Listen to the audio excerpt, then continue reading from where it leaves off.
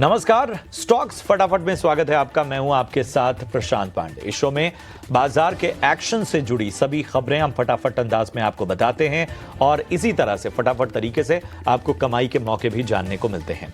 इस शो में आखिरी के 2 घंटे के लिए बेहतरीन ट्रेडिंग आइडियाज जानने को मिलता है।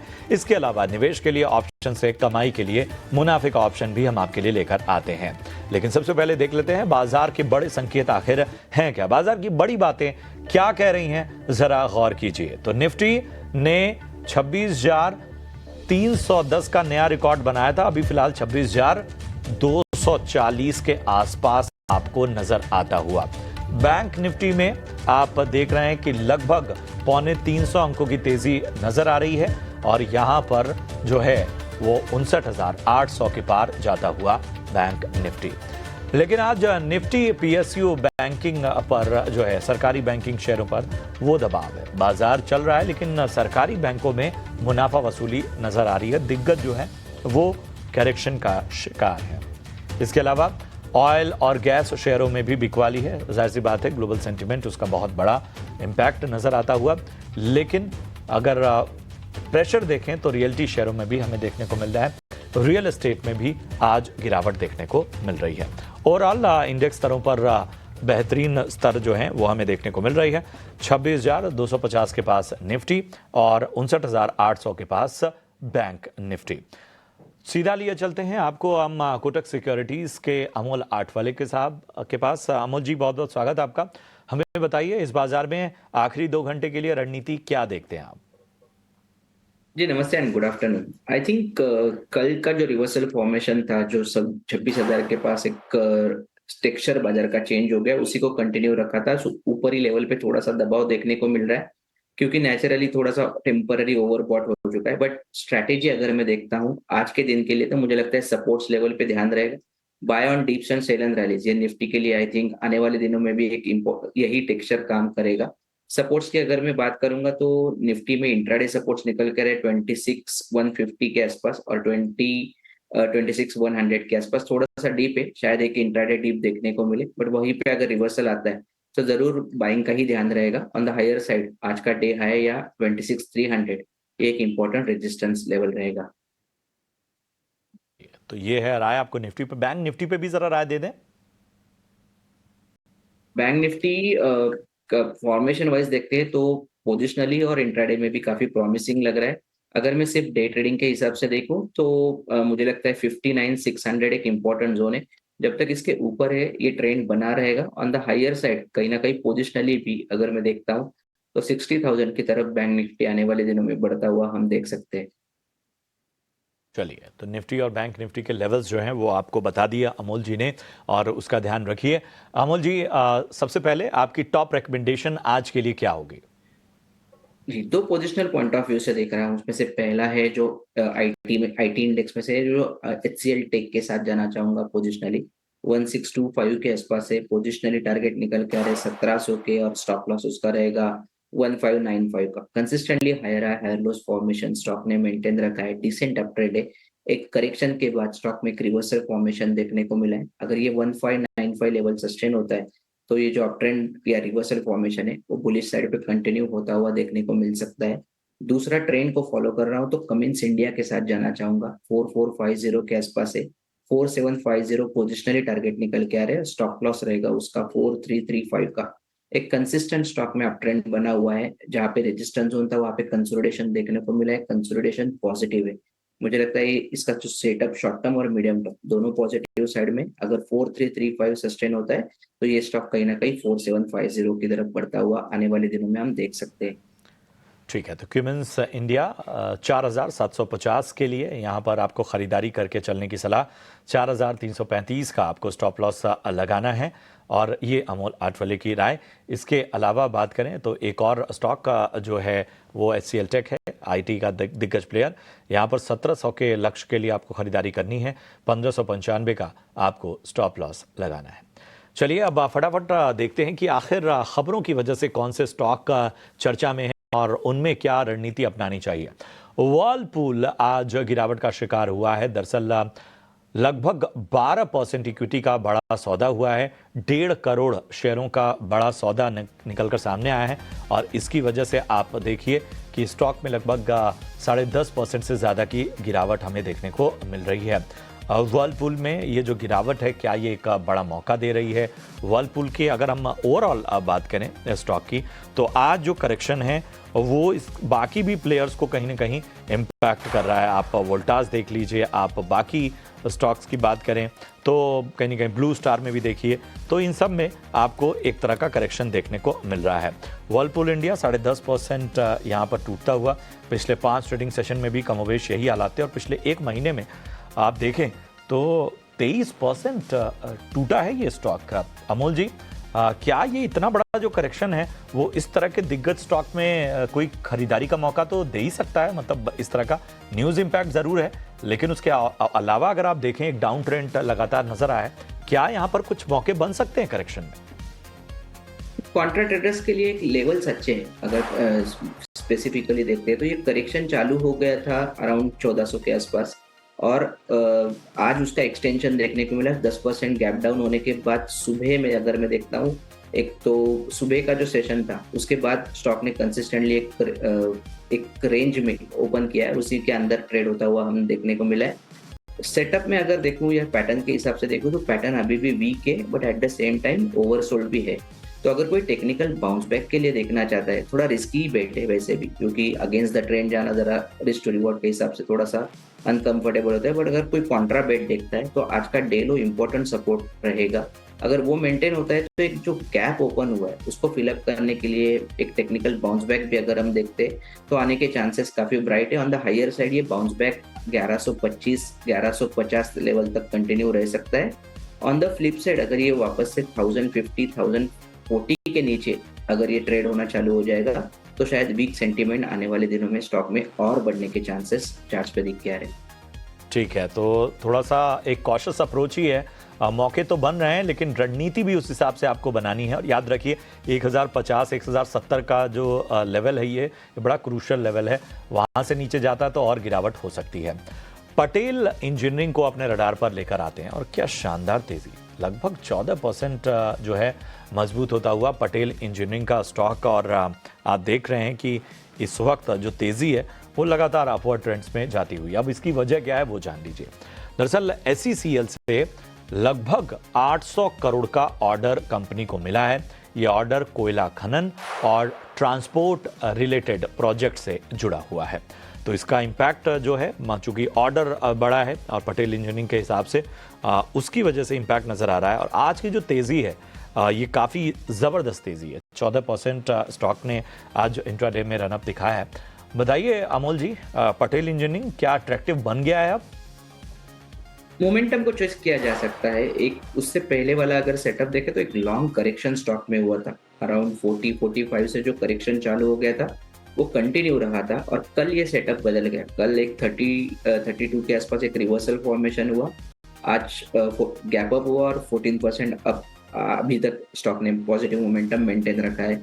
दो इंपॉर्टेंट चीजें और हुई, एक तो 20 डे सिंपल मूविंग एवरेज भी सक्सेसफुली क्लियर हुआ है काफी दिनों के बाद, और 50 डे सिंपल मूविंग एवरेज के ऊपर भी आज कंफर्टेबली ट्रेड हो रहा है। मुझे लगता है मोमेंटम ही है।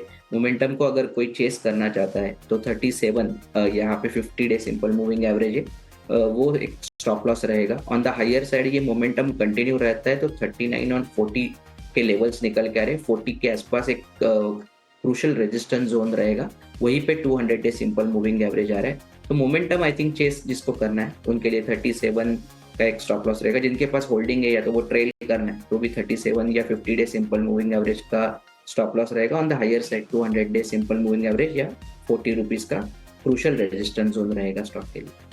चलिए, तो ये है राय आपको मिलती हुई पटेल इंजीनियरिंग पे। मोमेंटम चेज किया जा सकता है, ये है राय आती हुई। चलिए अब अगले स्टॉक को अपने रडार पर लाते हैं और कंजम्पशन स्पेस का एक दिग्गज प्लेयर है इमामी।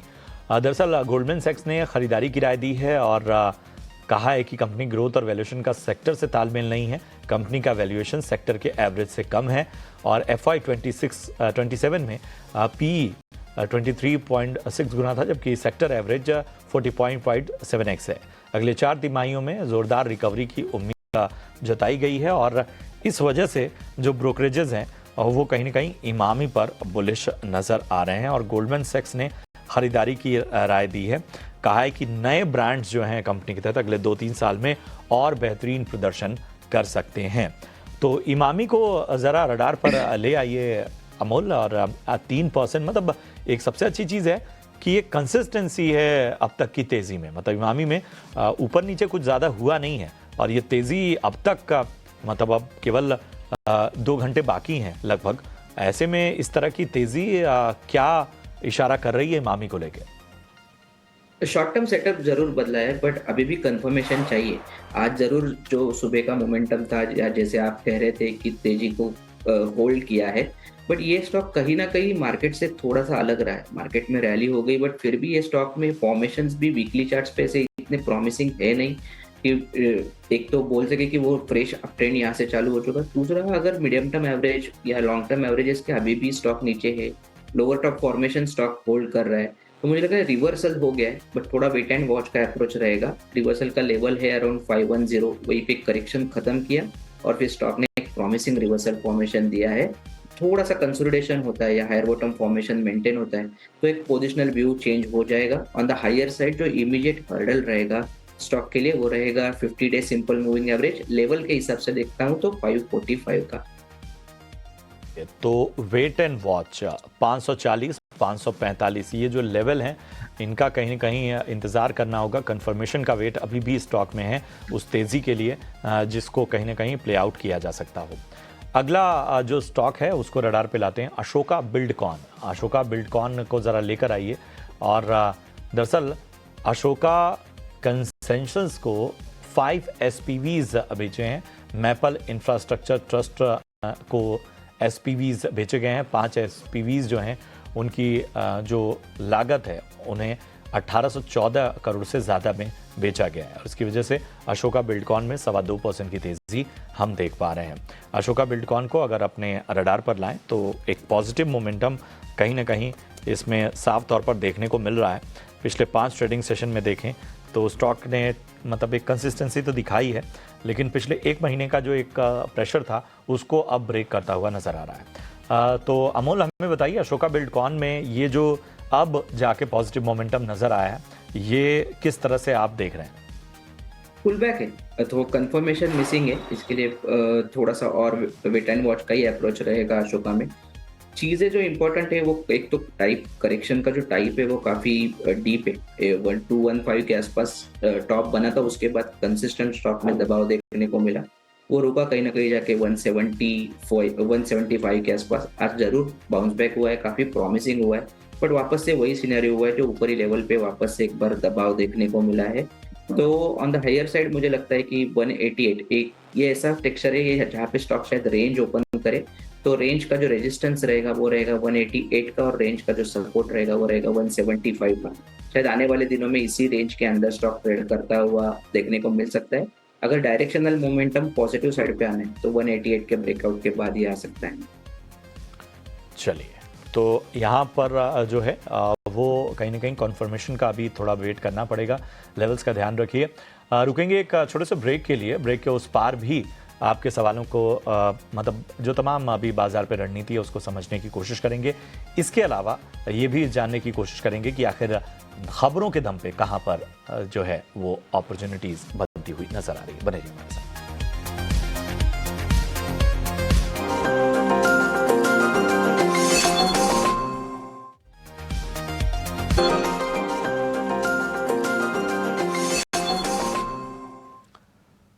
स्वागत है आपका ब्रेक के बाद और आप देख रहे हैं स्टॉक्स फटाफट। और अब बढ़ते हैं अपने खास सेगमेंट मुनाफे का ऑप्शंस की तरफ।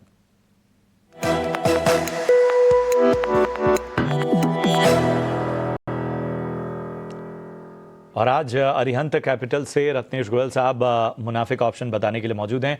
रत्नेश जी, हमें बताइए ऑप्शन की रणनीति इस बाजार में क्या होगी? वेरी गुड आफ्टरनून सभी दर्शकों को नमस्कार। मुझे ऐसा लगता है कहीं ना कहीं इंडिको में एक अच्छा फॉर्मेशन बनता हुआ दिखाई दे रहा है, एक अच्छा डेटा बन रहा है। यहाँ पे इंडिको में 6100 का कॉल लेने की सलाह रहेगी। 70 रुपए के आसपास में 40 रुपए का स्टॉप लॉस ला के तो जो टारगेट बन सकता है वो 130 रुपए का, तो जो मैक्सिमम लॉस हो सकता है वो 4500 रुपए का, जो प्रॉफिट बन सकता है वो 9000 रुपए का। बहुत बहुत शुक्रिया करेंगे रत्नेश जी आपका। तो इंडिगो जो है वो ऑप्शन की रणनीति यहाँ पर आपको मिलती हुई, याद रखिए यहाँ पर स्टॉप लॉस आपको 40 का और टारगेट 130 का मेंटेन करना है।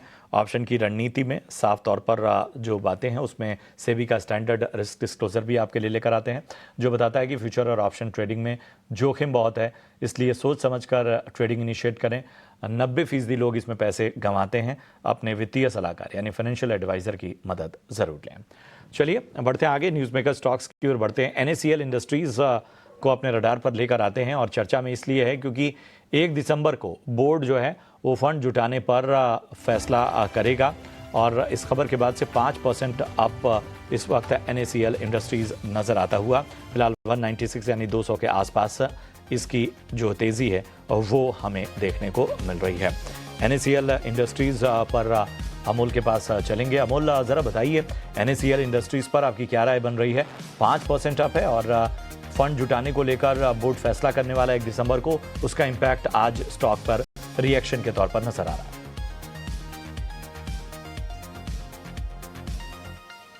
इट्स भी उसमें देखने को मिल रहा है, हायर साइड के भी देखने को मिल रहा है, तो लोअर साइड के भी देखने को मिल रहा है। तो ऐसे केस में सिर्फ टेक्निकल पे ध्यान देना जरा मुश्किल हो जाता है। सिर्फ व्यू रहेगा मेरा एक, अगर मैं उसको ब्रॉड कॉन्सेप्ट में देखता हूँ तो 200 डे सिंपल मूविंग एवरेज के पास स्टॉक ने सपोर्ट लिया है, 190 के आसपास है, जहाँ पे 200 डे सिंपल मूविंग एवरेज है।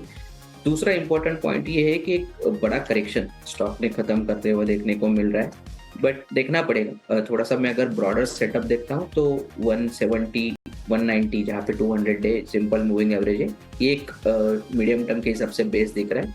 On the higher side retracement अगर मैं देखता हूँ फॉल के हिसाब से तो 250 240 एक रेजिस्टेंस जोन रहेगा, बट मेरा व्यू उस पर न्यूट्रल है। न्यूट्रल व्यू फिलहाल NACL इंडस्ट्रीज पर।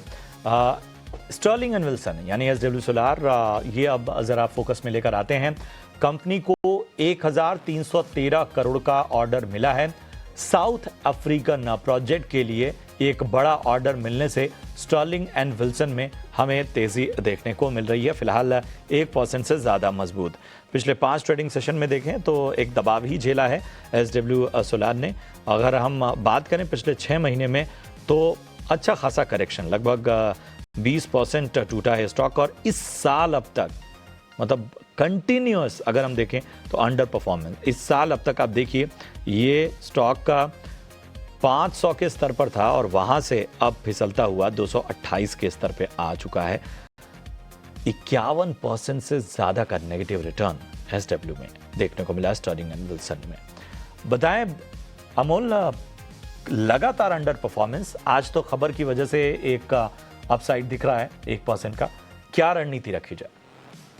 नहीं, अवॉइड ही करना चाहिए अगर मीडियम टर्म या शॉर्ट टर्म के हिसाब से अगर कोई देख रहा है तो। एक तो बड़े करेक्शन से, और जहाँ पे अपसाइड आ रही है वो भी ऑन द हायर साइड कहीं टिक नहीं रही, ठीक है। 1 या 2 दिन का मोमेंटम काफी शार्प हो जाता है, उसके बाद ये या तो स्टॉक रेंज बाउंड देखने को मिलता है या तो फिर वापस से जो उसका प्रीवियस ट्रेंड है जो करेक्शन का है वो कहीं ना कहीं कंटिन्यू होता हुआ देखने को मिल रहा है। अगर कोई कॉन्ट्रा बेट लेना चाहता है या कोई पोजिशनल पॉइंट ऑफ व्यू से रिवर्सल फॉर्मेशन की तरफ देख रहा है तो मिनिमम क्राइटेरिया जो स्टॉक का रहेगा वो रहेगा 50 डे सिंपल मूविंग एवरेज, या फिर हम बोल सकते हैं लेवल के हिसाब से 240 का। अगर वो लेवल क्रॉस कर देता है तो वहाँ पे एक हायर बॉटम फॉर्मेशन का भी कंफर्मेशन आ जाएगा, और 50 डे सिंपल मूविंग एवरेज के ऊपर अगर सस्टेन होता है तो जो टेक्निकल बाउंस बैक है वो और थोड़ा स्ट्रांग हो जाएगा। ऑन द हायर साइड कहीं ना कहीं ये स्टॉक फिर 260 की तरफ बढ़ता हुआ देखने को मिल सकता है। फिलहाल टेक्सचर अभी भी वीक है, बाउंस बैक जरूर आएंगे स्टॉक में, बट ब्रॉडर सेटअप स्टॉक का अबाउट 240 ही चेंज होने के चांसेस चार्ट्स पे दिख के आ रहे हैं। तो फिलहाल दूर रहने की सलाह यहाँ पर। अशोक लेलैंड को अपने रडार पर ले आते हैं और सब्सिडरी के NDL वेंचर्स में मर्जर की खबर से शानदार खरीदारी यहाँ पर देखने को मिल रही है।